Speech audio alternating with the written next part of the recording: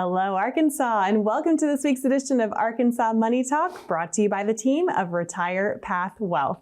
I'm your host, Kristen Oakley, and I'm joined in the studio by the president of Wealth Management, Dale Colclasure, and co-founder, Mark Smalling. We want to kick off today's show with an important question for you, and that is, what's your retirement plan? We're finding more and more that folks think they have a plan in place when it comes to their finances for retirement, but really what they have are a bunch of investments and a bunch of accounts. Those are tools, but those are not a plan in of themselves. So we're going to peel back the curtain today and walk through what it looks like to have a real retirement plan in place for you. Dale, Mark, excited to have this conversation with you. How are you this week? No, excellent. Good. Great to be back with you this week, Chris. Yes, likewise. Well, this is something that's coming up a lot. You are meeting with a lot of folks throughout the state of Arkansas, and you're seeing this discrepancy, right? That folks really don't have a plan in place. Talk to me about what you're seeing. Well, people think they have a plan, but they don't. They may participate in a retirement plan at work. They may have some idea of a plan, but they don't really have a plan of what they're doing or what they need to do. And we need to drill down on the difference, because we talk a lot on the show about what it means to have a written income plan, right? So can you explain what you mean when you say those words, what all actually goes into building that? Well, there's many steps that come into that situation. Kind of as Mark alluded to, is when you talk to people about their retirement plan, their first thought is, yeah, I have a 401k plan. I own some investments. I heard just on the television this morning that, we're the highest stock participation the country's ever been in. About 60% of all Americans own some type of equity position. But a recent 2025 survey done this year said that about 62% of all of those people still don't even have any idea how long their income is going to last. So that's why we focus so much on having a written income plan in place, because so many times people come in, they do their discovery, they send in their data, they do their discovery meeting, and then Mark starts out the meeting by, well, how do you plan to take income? And their first thought is, I've never thought about it. And so it's just the idea that I've got these things thrown together and that somehow it's just going to work itself out. Right. Well, at a certain point, when you stop working, you're not going to get a check from your employer anymore. You've got to figure out where are those dollars coming from. So you actually have to have a plan about where you're going to take the income from. What's it going to look like? And you also need to take into account taxes. Taxes are important. A lot of people don't take into account taxes. They don't realize that every dollar they've saved in their retirement plan at work, they have a partner on those, unless they're Roth contributions. They have a partner with Uncle Sam, and with the state, they're going to be paying taxes on those as they're taking them out. And depending on what type of bucket that's in, whether that's a taxable bucket or a tax-free bucket, all of those things. Social Security is taxed differently. We have to look at all of those different things when we're putting the plan together. How do all those different puzzle pieces we have actually fit together, to produce the income that we need in retirement? Yeah, and the other huge challenge that comes along with that is so many times people are to the thought process that I'm going to need less money when I get to retirement. But the reality in that same survey that we referenced just a minute ago, that 10 years into retirement, about 45% of people realize they actually spend more money when they're in the retirement than they did while they were working. And why is that happening? I have an idea of why that goes on, but let's spell that out. It's one of those favorite questions I always love to ask everybody, and it's a loaded question, because what's the one thing you're not going to do once you retire? It's work. You just picked up an additional 40 hours a week to go out and spend money, and there's not a lot of leisure activities anymore that are pro bono, as they say. Well, and I think a lot of folks have these bucket list items and things that they want to do, and travel and big trips, right? And you encourage folks to do that while they have good health and go ahead and do it. But the problem is when there's not an income plan in place, folks have the propensity to then overspend right out of retirement, right? Well, it's either over or underspent. Right. Yeah. There's so many people that will put off. I would guess, and we're going to have to start tracking this number, but I would say 40% of the people that come into our office, their first statement is, oh, I'll never be able to retire. But hopefully you can help me figure out how to get out of here at some point, because they've never really sat down with a retirement income planner, okay? Maybe they've met with a wealth advisor, or they've talked to somebody that they're plan provides on the end of an 800 phone number, who's simply given them the idea of, oh, you got to have a certain amount of lump sum of money, but there's no idea of how that cash actually flows back into their life situation. Again, one of the reasons we're always going to focus on written income plan. Where am I going to spend money each year? How do I update that at the beginning of the year based on what tax situations are so that I get the most efficient use of the money that I have in place? So I have a good understanding of how much money I can actually spend. And then due to the fact that a 95% probability outcome that I'm not going to run out of money by age 92 or 96. And you mentioned puzzle pieces, Mark, right? So there's a puzzle piece, obviously lots of pieces that go into plan for the income plan part of it, but also for the taxes piece. If we had to break this down a little bit further, what all needs to go into someone's written income plan? Spell it out for folks. What are the areas that they need to make sure are a part of their income plan? Well, we need to take into account their Social Security benefits, and that's a very important part of that. Where are we taking income from? There's a lot of people that are retiring before age 65. There's some healthcare issues that come into that. We might want to keep their income artificially low if they may have to go on a Affordable Care Act, an ACA plan. There's a lot of things like that we need to take in consideration. But it's really where are all of these different pieces coming from? How much income are they going to need? And that's a base need that we start off with, but then we're talking about traveling in retirement. How much extra do we need to take out for travel? Are we talking about traveling in the United States? Are we talking about traveling overseas? Where are those dollars going to come from? Because are we going to end up in another tax bracket because you didn't tell us about the overseas trip that was $10,000, $20,000 that we're going to have to go take additional money out of qualified money? Are we moving to the next bracket? Are we moving from a 12 to a 22? Or what? What are we doing? Because we're trying to mitigate and keep taxes as low as possible. We need to know all the dollars that you're going to need in any given year. Or is there a year that we want to go ahead and take more dollars out to plan for the spending ahead? Well, not just that, Kristen. I think so many times people take the CPA focus and it's only what are my taxes this year and next year. That's the beauty of the written income plan is we're going to spell out the next 20, 25, 30 years in advance to make you aware of what the situations come at some point. Everybody's heard of the dreaded RMD, but the reality is it's just simply part of an equation. And if you're not addressing that in the early years of retirement and you have substantial savings, because that's really who we're talking to today, you could have a ticking time bomb at some point in the future. Not that we're going to completely defuse that thing, but that we have the ability to make the greatest use of the dollars we have access to.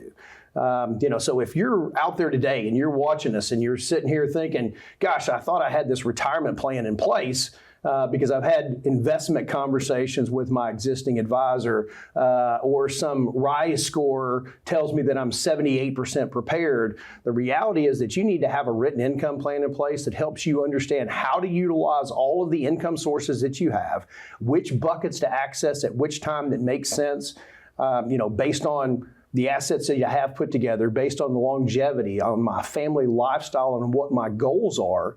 You need to give us a call today so we can get something in place. Wonderful. I know we've got a lot more to dive into on this subject of everything that goes into this written income plan. But Dale, Mark, thank you so much.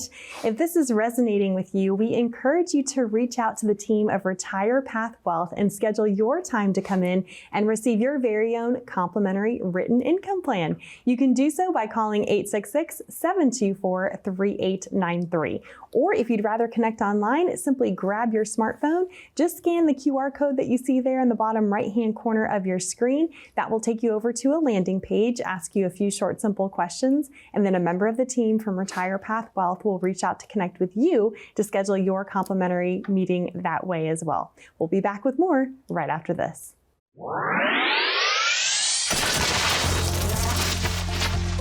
I didn't start out in Medicare.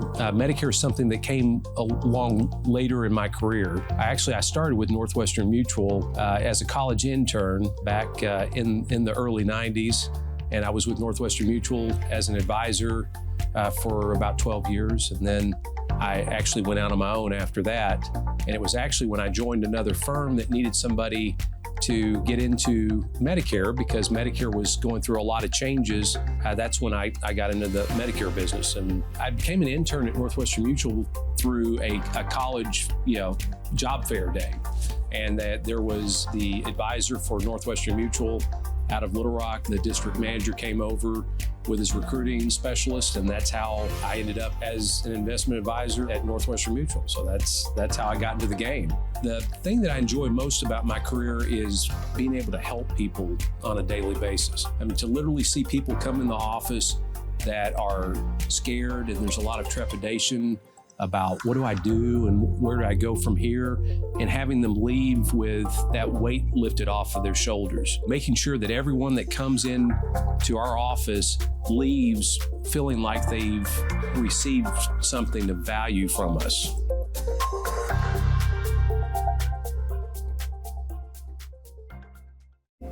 Welcome back to Arkansas Money Talk. My name's Kristen Oakley. I'm here with Dale and Mark from Retire Path Wealth. And today we started off the show posing the question of what's your retirement plan?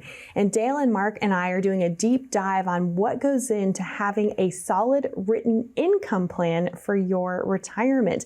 Because here's the thing, and you touched on this already, it's a plan for income, it's a plan for taxes, it's knowing what money to take, how much to take, from which account, in what order. I mean, so much more goes into this than folks realize. And we're going to get into some of the more complexities here as we go on throughout today's show. But as we kick off this segment, I'm curious, Mark, when you meet with folks for the first time, how many folks would you say actually do have some sort of income plan in place for themselves? Very few. I would probably say less than 10% actually have what we would call a written income plan. Most people come in and they have all these different accounts and statements and everything. We call it the financial junk drawer because they've got all these different things. They don't know how any of them work together. A lot of them haven't even opened statements on accounts for sometimes more than a year. They don't know how to log into the accounts. This is typical of what we see. So they don't even have the first clue about how to actually utilize all the different accounts they have, or if there's reasons to consolidate them, because oftentimes there are reasons to consolidate, especially if you've got old 401k plans, 403bs and things from other employers. It may be a good time to actually look at consolidating some of those too. Yeah, I think about 80% of the people from the surveys that I've seen just leave accounts out. Scattered for various reasons. One is, oh, well, gosh, the performance has been okay, because that's the only focus they've ever had on a retirement plan is, do my investments perform? And the reality is that as I'm contributing money into a plan over time, I should see better performance because of the enhancement of dollar cost averaging. As I'm putting money in, maybe my employer is also contributing. I'm able to take advantage of the ups and downs of the market, where the reality is now that I'm turning this quote, nest egg into an income source that I'm going to have to begin generating income from at some point, a lot of that investment structure should change, and it becomes much easier to manage if those assets can become consolidated. Right. So again, and I think too, folks don't realize the shift that's going on, because when you're working and saving and taking advantage of dollar cost averaging, as long as, markets, over time, right, the market historically does not lose money over any 15 to 20 year period, you can feel like a rock star.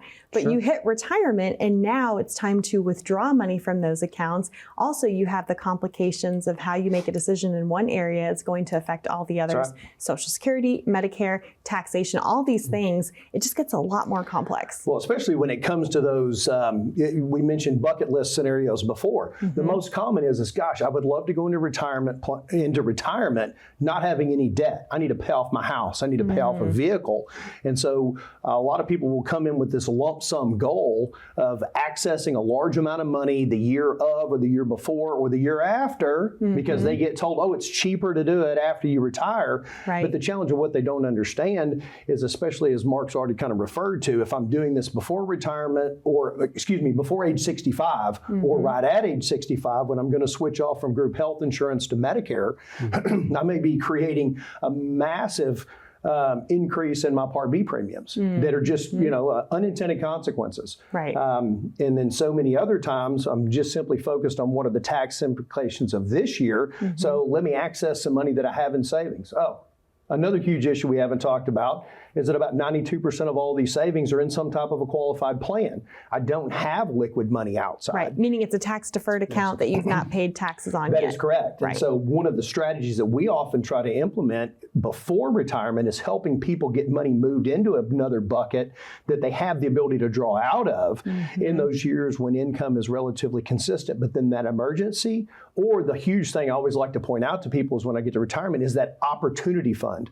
I have money in a savings account, that dream vacation becomes available, and so I need a place I can go pull money from that doesn't upset the tax apple cart, for lack of better terminology, of being more diversified with my investment or with my account structure tax-wise.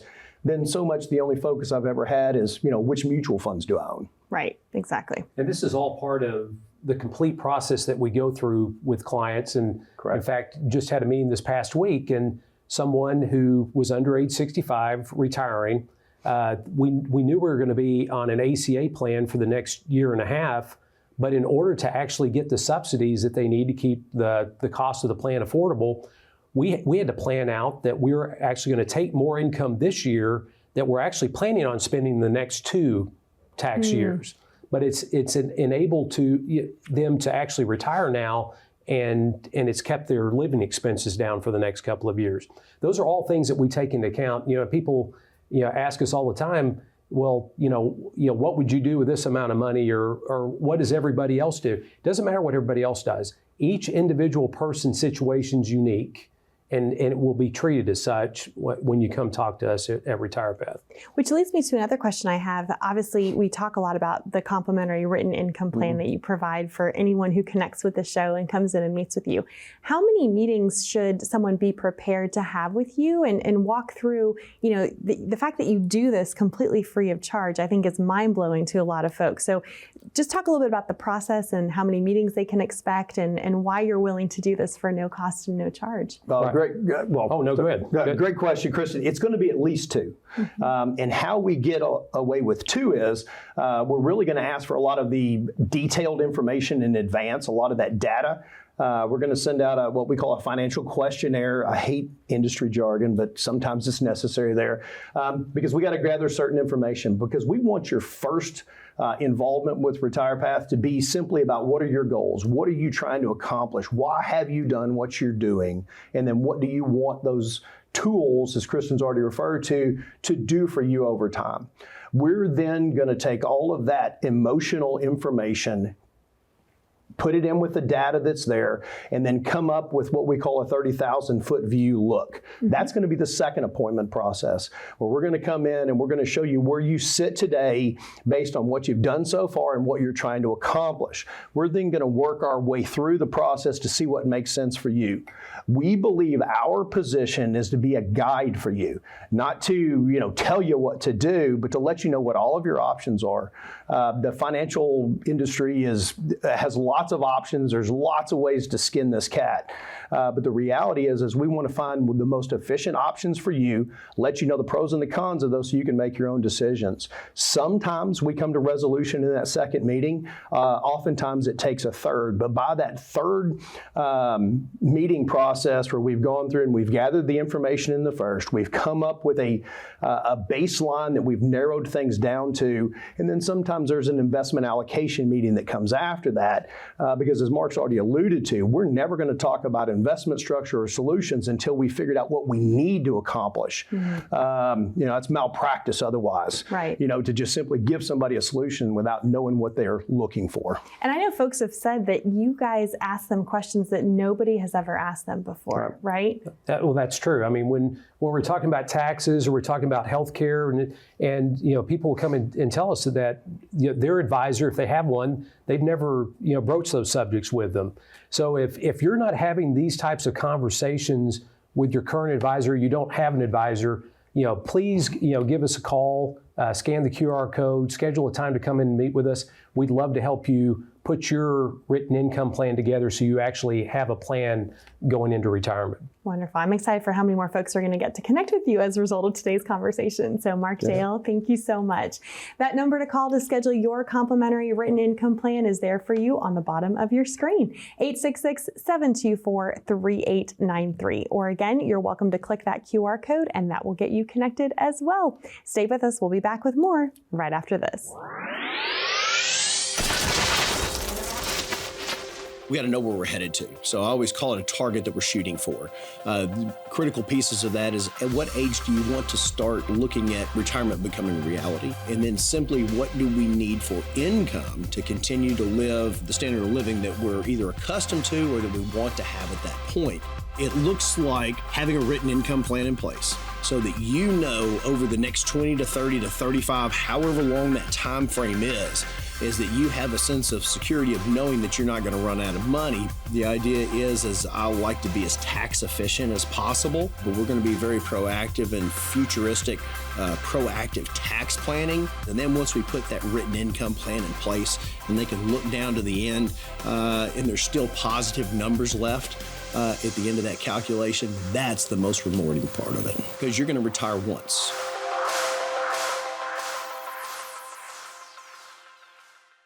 Welcome back to Arkansas Money Talk, where today we've been discussing what's your retirement plan, meaning are you confident that you have all the pieces that go into having a solid written income plan for your retirement?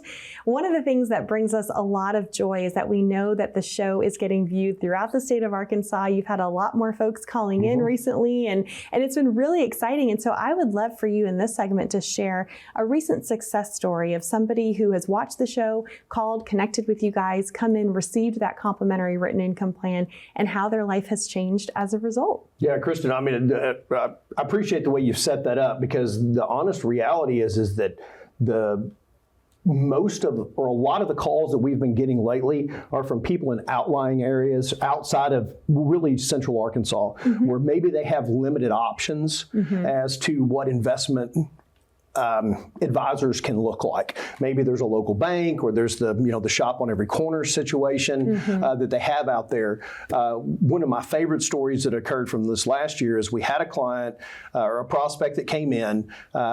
She knew who we were a little bit, but her husband had just recently passed away. All of the money was still in a retirement plan because it was cheaper to do it that way. Or so she thought. Well, so she had always been told by her spouse. Yes, which a lot of people have that, That is exactly correct, because everybody is so fee wary of the situation. And as we always try to discuss, it's all about the value and the outcome that comes with this. But literally everything had been with, a well-known, educational focused investment group who told them, hey, we can help you with all of this. And what they really meant is we can help you get the money moved from your spouse's name into your name. She broached the topic of Roth conversion because she had actually seen the discussion on one of our shows. Okay.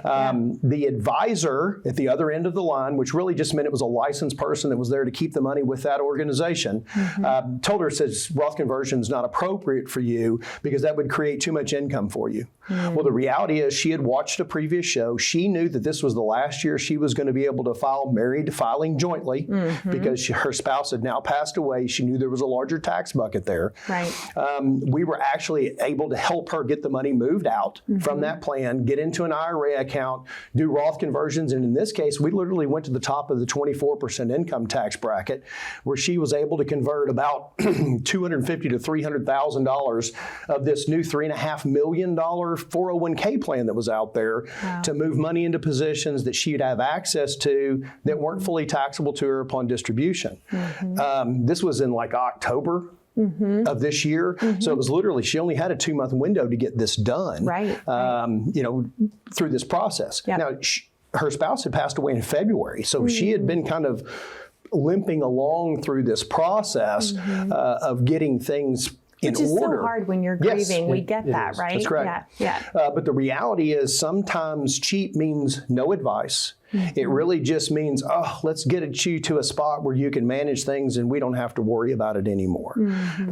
But we were able to make a change in her life that should save her somewhere north of $500,000 in income taxes over the next couple of years or over her lifetime, plus probably leave that much more money to her children because she'll never probably spend all of these assets down. Right. So not only did she save taxes over the long run, she now has an income plan in place to understand how much she can spend on an annual basis because she'd always relied on her spouse to do this for her. Right, right. And then leave more money to her children at the end as well. I'm so grateful she found you guys when she did, Yes. because to your point, there's a limited window of time before her tax filing status was going to change. And a lot of folks aren't aware of that. And you want to be able, it's horrible to lose a spouse, right? We've talked about that on previous Yes. shows. We know that a lot goes into that. But there are some key strategic things. It's hard enough. The grief alone is hard enough. You don't want to be then left with a financial burden unnecessarily that could be mitigated. Well, that's absolutely right. And that's why we tell people it's so important for, if you're married, for both of you to be involved in the process and actually at least have a base understanding of what's going on, because at some point in the future, you're going to probably be doing this on your own. One of you will be. And it's important to understand, why the plan's set up the way it is, why we're doing things, and actually be able to have that conversation, with us going forward. So Yes, before that day happens. it's before that day happens, Right. because life happens every day. Yes. One of the things that we have to plan for are contingencies. Your plan needs to be flexible. We're talking about a written income plan. It's not written in stone. It needs to be able to change and adapt to changes in life, because we all know that we're going to face those changes in life. Or not just that, but changes in tax code. We had for Exactly. the first time, I don't know if this has ever occurred before, but with the passage of the One Big Beautiful Act, literally tax code changed mid-year. Yep. Yep. And then you've got to be able to amend to that. And does it make sense now all of a sudden for me to take my Social Security benefits when I wasn't planning to in advance? Right. I think just another multiple stories that we hear commonly or that we come across commonly that follow up with the first is where we have a spouse who handles all of those decisions. And I'm generally speaking mostly to husbands out here because, the wife doesn't want to be involved or one party doesn't want to be involved. The reality is that, as Mark's already mentioned, we're going to be making those decisions on our own at some point in the future. Wouldn't it be nice to be able to establish a relationship with someone that your spouse has a relationship with? And if you're in that case today, please introduce your spouse to your current advisor. If you don't have one or you haven't done that, please introduce them to us. We would love to be that bridge to help cover those gaps for you, to be able to step in to assist that spouse when the needs come up. Dale, Mark, thank you so much. You don't have to go it alone. The team of Retire Path Wealth is here for you. We encourage you to reach out today. We love you, Arkansas. Thanks for watching. We'll see you next time here on Arkansas Money Talk.